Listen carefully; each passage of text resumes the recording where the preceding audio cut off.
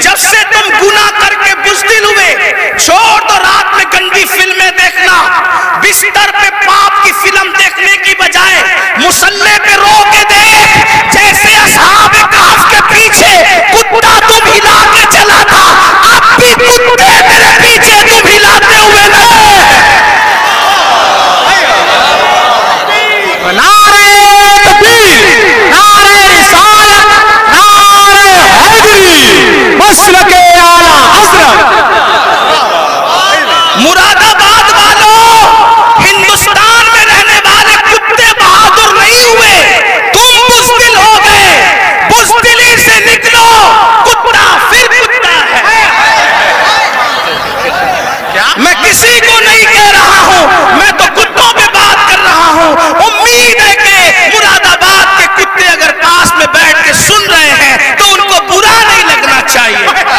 रामपुर के कुत्ते अगर यहाँ कहीं सुन, उनको बुरा नहीं लगना चाहिए। जब वो चंद जवान, तवज्जो करें, कुत्ते तुम पीछे कैसे हिलाते हैं। चंद जवान, पाकीज़ा जवान, मुत्तकी जवान, परहेज़गार जवान, जब अपना ईमान बचाने के लिए दकियानूस के खौफ से घर से निकले तो वो चुपके से रात को निकले तो पीछे कुत्ता भी हो गया। उन जवानों को खौफ हुआ, कुत्तों का काम भौंकना है, अगर इसने भौंक दिया, भौंकेगा ये, पकड़ाएगा हमें। उस जवान ने पत्थर उठाया, कुत्ते की तरफ मारा, कुत्ते ने पीछे के पैर पे खड़े होके आगे के पैरों को हाथ की शक्ल दी और अल्लाह से कहा मुझे ज़बान दे ताकि तेरे वफादारों से मैं बात कर सकूं। और फिर कुत्ते को अल्लाह ने ज़बान दी तो कुत्ता बोल पड़ा, ओ अल्लाह वाले, तुझे खौफ है कि मैं भौंकूंगा। हम कुत्ते हैं मगर पता है किस पर भौंकना चाहिए, किस पर नहीं। नारे तकबीर, नारे रिसालत, नारे हैदरी, फैज़ाने गौसे आज़म, मसलके आला हज़रत। और ये बात मैं किसी को तंज नहीं कर रहा हूं, हमारे कुरान में लिखा है।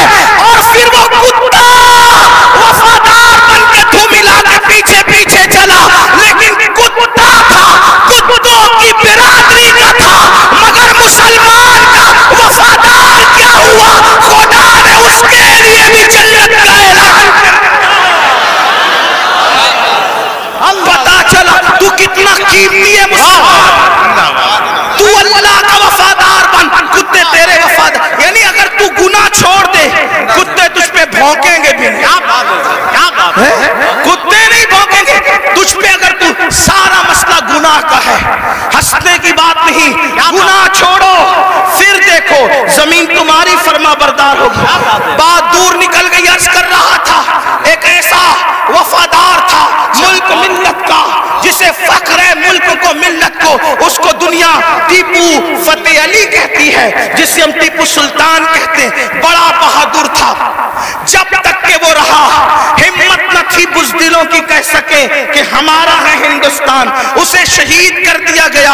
उसके बाद कहा हमारा है हिंदुस्तान। तो एक बात जो कहने चला था ये कि हलाल से वफा पैदा होती है, माँ बाप की, हराम से नहीं।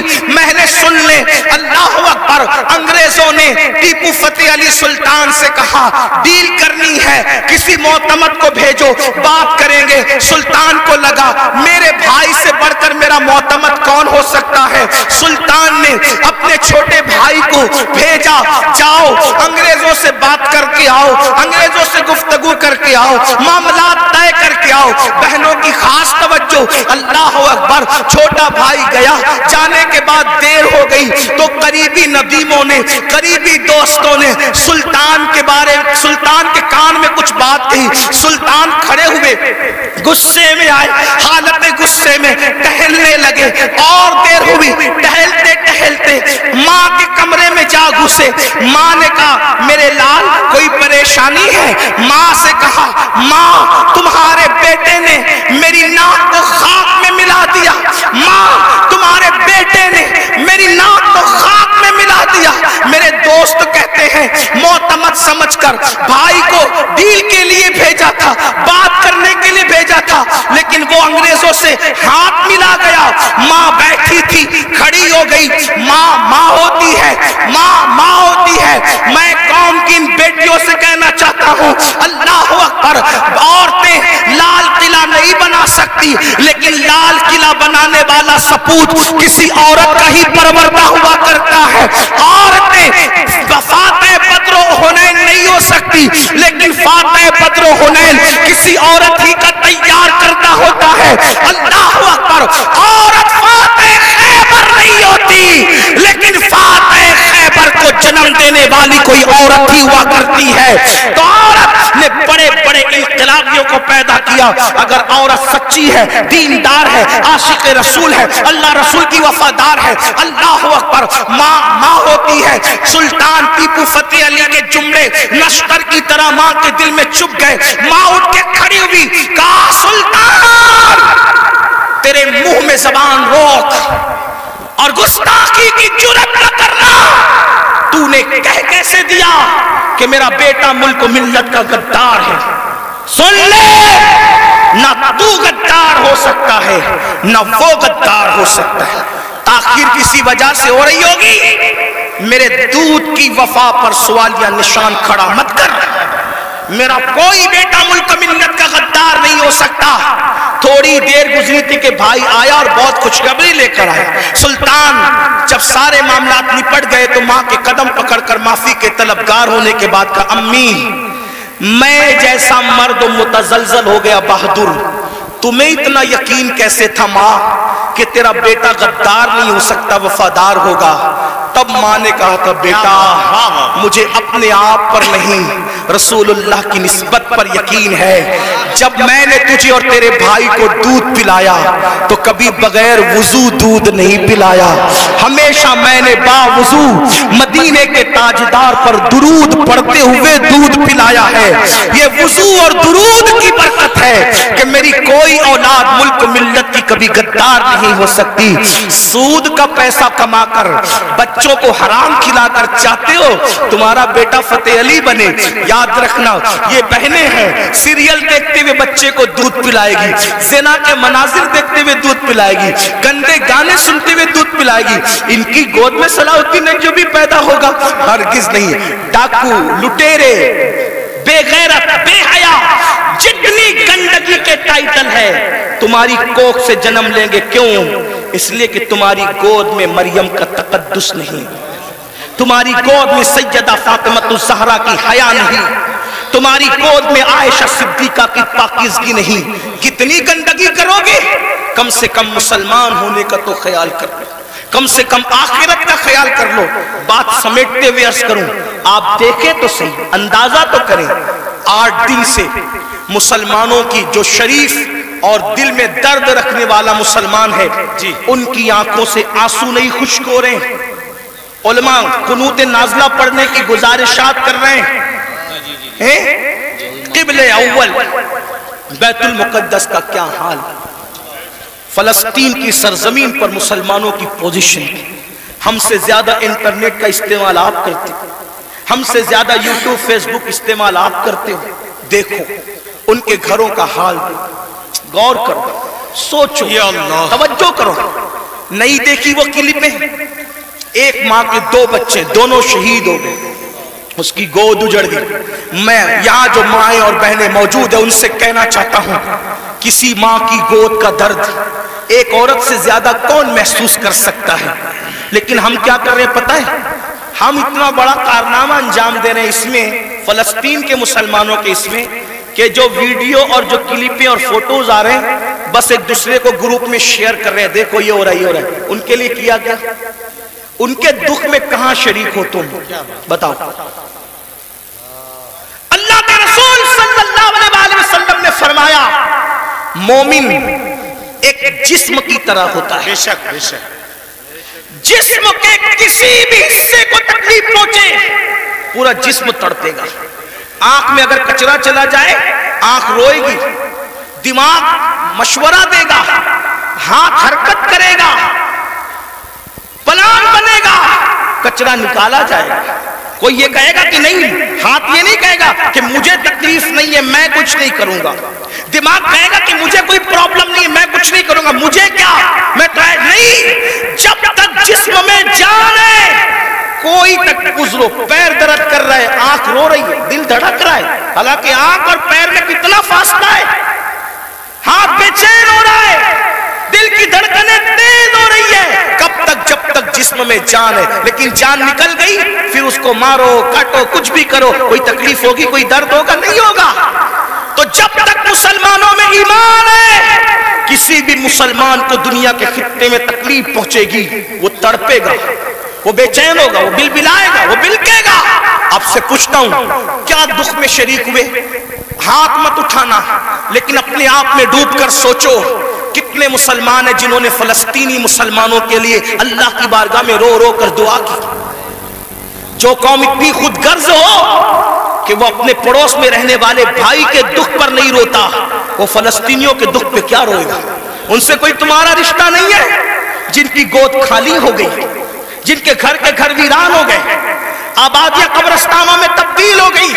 सोचो, उनके घर की छत भी खत्म है, वो बगैर छत के जिंदगी गुजारे, जवान जवान औरतें बेवा हो गई हैं, लाशें इतनी लाशें हैं कि पहचान नहीं हो रही है, दफन करने के लिए जगह का मामला, कफन का मामला। एक लेडीज की 1 मिनट की क्लिप मेरे कान में आई, मैं पूरी सुन न सका, तड़प गया। वो कह रही थी इंग्लिश में कि हमारे छोटे छोटे फलस्तीनी बच्चे अब अपने हाथों पर नाम लिख रहे हैं, और अपने हाथों पर इसलिए नाम लिख रहे हैं कि उनको ऐसा लगता है पता नहीं जालिम इजराइल की तरफ से कब बम बरस जाए और हम मर जाए तो नाम हाथ पे लिख दे, ताकि हमारे घर वाले इसी नाम की वजह से हमें पहचान सके। कोई ताल्लुक नहीं उनसे आपका। आज भी मुसलमान मस्जिद को वीरान करता रहेगा। आज भी जिना की फिल्म देखोगे तुम, आज भी चेहरे से दाढ़ी मुड़ाकर गटर में फेंकोगे तुम। बुरा मत मानना, वो जिस बहन के दोनों बच्चे उसकी गोद में शहीद हो गए, अगर उस बहन की बजाय आपकी बहन होती तो भी आज आप ऐसे ही गुनाह करते। अल्लाह, उनकी छतें जो बर्बाद हो गई, अल्लाह ना करे, अल्लाह तुम्हें वो दिन कभी ना दिखाए, फकीर की दुआ है। अगर उनकी जगह तुम्हारे भी छतें खत्म हो जाती तो तुम ऐसे ही धींगा मस्ती करते, ऐसे ही ऐशो इशरत करते। कोई ताल्लुक नहीं है उनसे, रिश्ता बस इतना ही कि वो क्लिपें बांटते फिरो ग्रुप पर। अरे कम से कम ये तो सोचा होता कि हजारों किलोमीटर दूर हम हैं, उनकी कोई मदद नहीं कर सकते। मैं तो पूरे हिंदुस्तान में लोगों को, नौजवानों को कह रहा हूं, जंग फलस्तीन में हो रही है, उस जंग को लेकर हिंदुस्तान का माहौल खराब करने की कोई कोशिश न करे। अपने मुल्क में अमन रखो, रोड पे निकलकर गलत नारा नहीं लगाना, हालात खराब नहीं होना चाहिए। क्या मदद कर सकते हो? आसान तरीका, 1450 साल पहले रसूलुल्लाह ने हथियार दिया, अद्दुआ सलाहुल मोमिन, दुआ मोमिन का हथियार है। रोड पे निकलने की बजाय 5 वक्त मस्जिद को भर दो और हर मुसलमान गिड़गिड़ा कर फलस्तीनियों की मदद के लिए अल्लाह से दुआ करे, बैतुल मुक़द्दस की हिफाजत के लिए दुआ करे और जालिमों की बर्बादी के लिए दुआ करे। हथियारों में जितनी ताकत नहीं है, उससे ज्यादा ताकत अल्लाह ने मुसलमानों की दुआ में रखी है। इंशाअल्लाह तुम गिड़गिड़ाओगे, गुनाह से तौबा करोगे, दुआ करोगे, इंशाअल्लाह फलस्तीनियों पर अल्लाह की मदद नाजिल होगी, बैतुल मुक़द्दस की हिफाजत होगी, जालिम कैफर किरदार तक पहुंचेगा। लेकिन बड़ी माजरत के साथ नहीं आते हो ना, मस्जिद की तरफ नहीं आते हो, सब तरफ जाना चाहते हो, मस्जिद की तरफ नहीं आते हो। फिर कहता हूं, कुत्ते से सीख लिया होता, जब कोई कुत्ते को डंडा मारता है तो कुत्ता चिल्लाते हुए किसी और के दरवाजे पे नहीं जाता, कुत्ता चिल्लाते हुए अपने मालिक के दरवाजे पे आता है। कुत्ते को पता है कोई मार रहा है, अगर मार से मुझे कोई बचा सकता है तो मेरा मालिक ही बचा सकता है। मुसलमानों, दुनिया तुम्हें इतना पीट रही है, दुनिया तुम्हें इतना लूट रही है, कुत्ता पीटने के बाद मालिक की चौखट पे आ जाता है, तुम इंसान होकर کب آؤ گے مالک کے دروازے پر؟ اللہ کے دروازے پہ کب آؤ گے؟ یاد رکھنا کل بھی اپنے مسائل کا حل اللہ کی چوکھٹ پہ تھا، خدا کے در پہ تھا، آج بھی اپنے مسائل کا حل اللہ کی بارگاہ میں ہے۔ پلٹ آؤ اللہ کی طرف، کہیں پناہ نہیں ملے گی، پناہ ملے گی تو اسی کی بارگاہ میں ملے گی۔ رجوع ہو جاؤ اس کی طرف۔ گناہ کر کے نہ کسی کو عزت ملی ہے نہ آپ کو عزت مل سکتی ہے۔ مجھے پتا ہے ان ہزاروں جوانوں میں کچھ ایسے سعادت مند چہرے مجھے نظر آ رہے ہیں جن کے دلوں میں واقعی امت کا درد ہے، قوم کا درد ہے۔ وہ پلٹیں گے، وہ توبہ کریں گے، وہ نادم ہوں گے۔ ہاں ہاں میری قوم کے جوانوں، ضرور یاد رکھو ہر دروازے پہ جا کر کے اگر انسان جرم کا اعتراف کرتا ہے، دنیا کی عدالتوں کا دستور ہے جہاں پر جرم کو قبول کر لو تو عدالتیں سزا سناتی ہے۔ ایک میرے اللہ کی عدالت ہے، وہاں جرم قبول کر لو تو سزا نہیں سنائی جاتی بلکہ معاف کر دیا جاتا ہے۔ ہر جگہ کا دستور ہے کہ اگر جرم قبول کر لو تو لوگ ذلیل کرتے ہیں، یہ میرے اللہ کی شان ہے۔ جرم قبول کر لو تو یحب التوابین کا خوبصورت تمغہ گلے میں ڈال دیا جاتا ہے اور محبوب بنا لیا جاتا ہے۔ تو آؤ نا میرے بھائیو، اللہ سے دور کیوں ہو؟ وہ اللہ جس کا فرمان ہے کوئی میری طرف چل کے آتا ہے تو میری رحمتیں اس کی طرف دوڑ کر جاتی ہے۔ یاد رکھنا لڑکا لڑکی کے ناجائز تعلقات میں کوئی لطف نہیں ہے، یہ توائی ہے۔ آؤ اللہ سے تعلق جوڑیں، کیا بات، آؤ اس کے قریب ہو جائیں۔ سبحان اللہ۔ میں نے تو یہ بزرگوں سے سنا بھی اور محسوس بھی کیا، سب سے تعلق جوڑنا مشکل ہے۔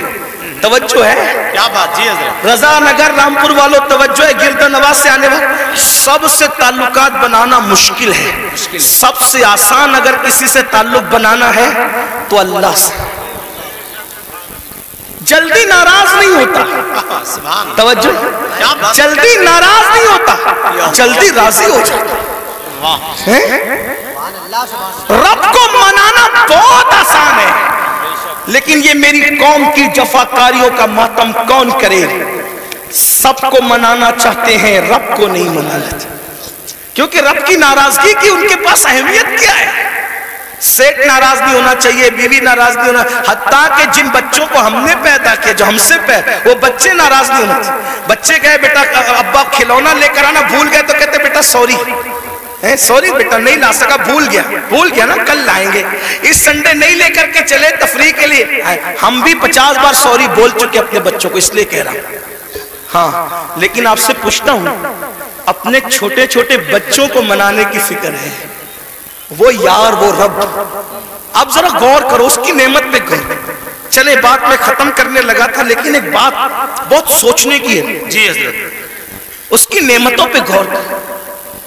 اللہ تعالیٰ پیدا ہونے سے لے کے مرے دم تک ہمیں آکسیجن دیتا ہے، اپنے گھر پہ کیا بل آتا ہے مہینے کا؟ کیا بات، کسی گھر بھیجا اللہ پاک نے کوئی بل بھیجا؟ کچھ مانگا اللہ نے؟ اگر 8 گھنٹے ڈاکٹر آکسیجن لگائے نا تو اتنا لمبا بل آتا ہے کہ انسان سوچنے لگتا ہے کہ میں کہاں چلا گیا تھا۔ یہی ہے نا جی، ڈاکٹر نے 8 گھنٹے کی آکسیجن دی تو ہزاروں وصول کر لیا، ہے نا؟ ہے نا؟ اللہ تعالیٰ نے پوری زندگی آکسیجن ہمیں فری میں، کچھ مانگا؟ بولو کچھ مانگا اللہ نے؟ مجھے بتاؤ تو صحیح، کچھ مانگا اللہ نے؟ کچھ نہیں۔ یہ زمین اللہ نے دی ہے چلنے کی، آسمان کا سائبان۔ میرے بھائی جب سوتے ہو نا تو یہ کیڑے مکوڑے ہمارے ناک اور کان میں نہیں جاتے۔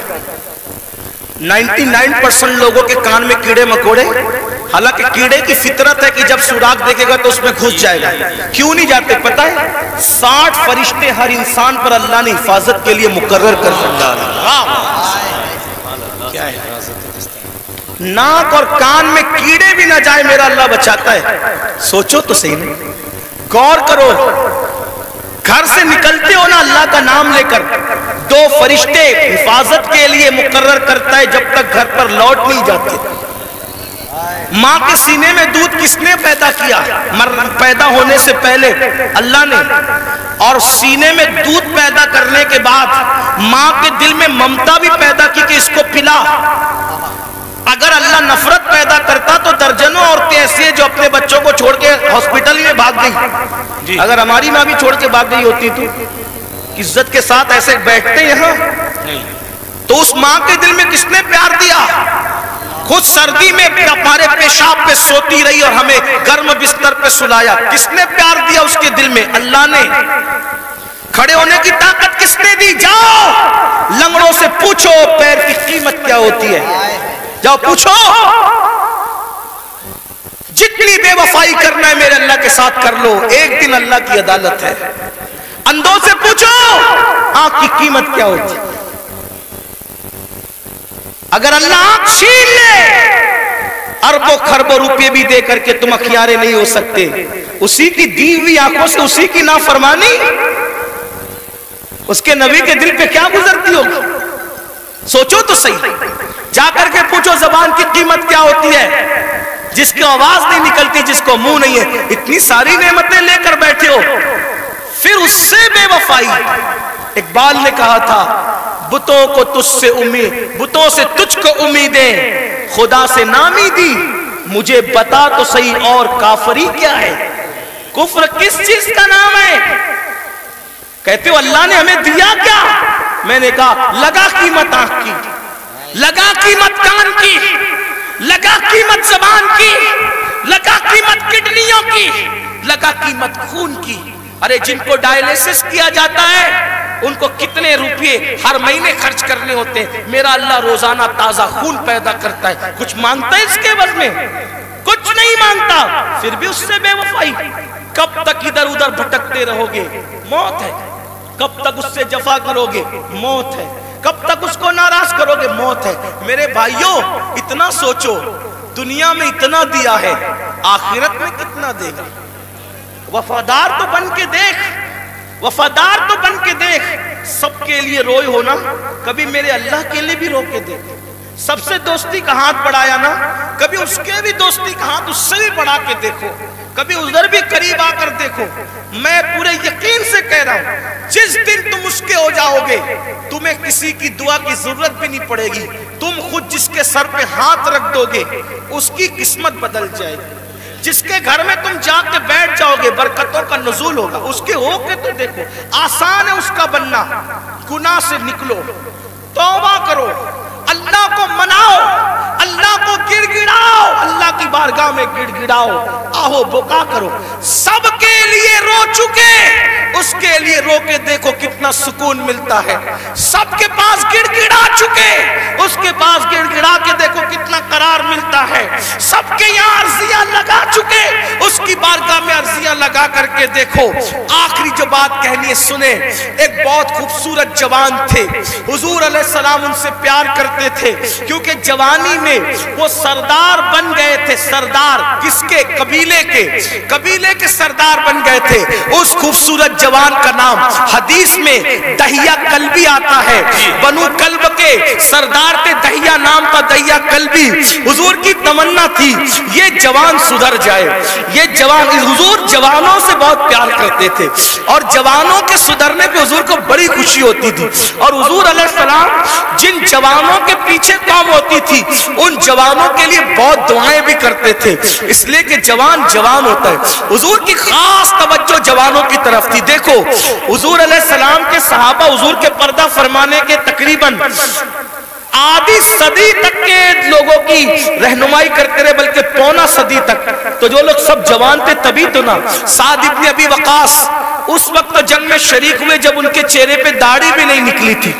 مولا علی 9 سال یا 8 سال کی عمر کے تھے جب آپ نے کلمہ پڑھا۔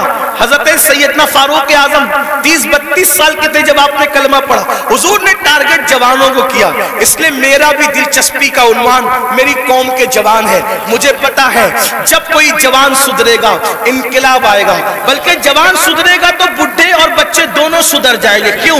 کیونکہ جب جوان بیٹا مسجد جائے گا، جوان بیٹا مسجد جائے گا تو بوڑھا تو شرم کے مارے مسجد آنا ہی ہے کہ وہ سدھر گیا، اب میرے پیر قبر میں لٹک رہے، میں گھر میں کیسے بیٹھوں؟ اس نے تو سدھر نہیں ہے۔ لیکن جوان باپ کو جب بچہ مسجد جاتے دیکھے گا تو بچہ باپ کی انگلی پکڑ کر خود ہی جائے گا۔ تو ایک جوان سدھار دو، گھر کے دو خود ہی سدھر جائیں گے۔ اس لیے اقبال نے بھی جوان کو ٹارگٹ کیا، کہتے نہیں تیرا نشیمن قصر سلطانی کے گنبد پر، شاہی ہے بسیرا کر پہاڑوں کی چٹانوں میں، اور عقابی روح جب بیدار ہوتی ہے جوانوں میں، نظر آتی ہے ان کو اپنی منزل آسمانوں میں۔ چھوڑ دو گناہ، اگر جوانی میں گناہ چھوڑ دو گے اللہ کے محبوب بن جاؤ گے، اللہ کے مقبول بن جاؤ گے۔ جوانی میں گناہ چھوڑ دو گے، توبہ کرو گے، جنت میں رسول اللہ کا پڑوس نصیب ہوگا۔ اگر جوانی میں گناہ چھوڑ دو گے اللہ بڑھاپا عزت سے بھرپور کر دے گا۔ جو لوگ جوانی میں گناہ چھوڑتے ہیں اللہ انہیں عزت والا بڑھاپا عطا کرتا ہے، وقار والا بڑھاپا